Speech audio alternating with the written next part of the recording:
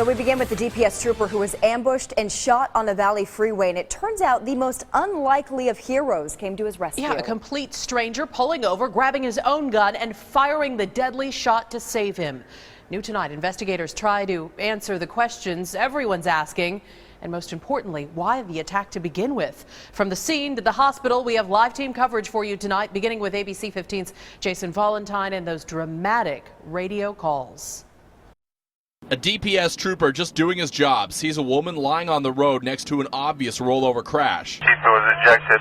After that, the trooper is ambushed. DPS says a suspect came out of nowhere, shot the trooper in the shoulder, and then attacked, smashing the trooper's head into the road. Right then, a Good Samaritan pulled up. The trooper asked for help, and the passerby grabbed his own gun and opened fire on the suspect, then picked up the injured trooper's radio. Hello, officer down outside Tonopah. Come in, please. He's in real bad shape. Please send air support, helicopter, please. There are also 2 civilians off-road, also laying unknown condition. A stunned but composed dispatcher starts wrapping her arms around the situation. You are advising that the trooper has been shot, correct? And if you can hear me, I need you to let me know where the suspect is that was in the altercation with our trooper. The suspect is occasionally snorting or breathing. He's been shot by the passerby. He's laying right next to the officers. Right about then, help arrives for the downed trooper. Shot in the shoulder, not life-threatening at this point. The scene is secure. That was Jason Valentine reporting the attacker died at the scene. So far, no idea where he came from. The big question tonight, who's this Good Samaritan who saved that trooper's life? Well, that trooper airlifted to Abrazo West Campus Hospital in Goodyear, and that's where our Melissa Blasius has been getting updated information on his condition as well as the investigation. And Melissa, first tell us, how was the trooper doing?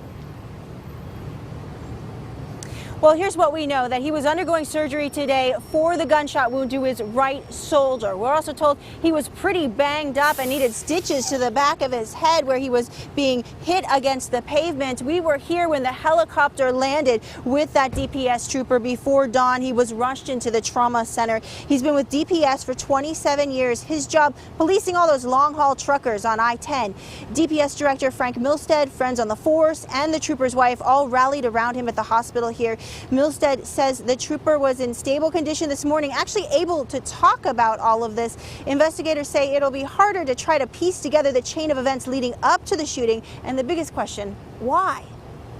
Everything happened out in the middle of nowhere, and all the people that knew what happened are dead, except for my trooper who drove upon this scene. And coming up at 6 o'clock, we'll tell you what the first thing that trooper said when he saw his boss come and visit him in the hospital room. Back to you. Well, we can only imagine. We will see you then. Melissa, thank you. Governor Doug Ducey also issuing a statement writing, quote, "I urge Arizonans to join me in praying for a quick recovery for this brave officer and thanking everyone who, through their actions in real time, showed our officers exactly what Arizona means when we say, you have our backs and we will always have yours." Meantime, one more look at the area affected. It is wait and see right now for when this section on the I-10 westbound near Tonopah will open back up. So we'll stay on it for you and, of course, keep you posted.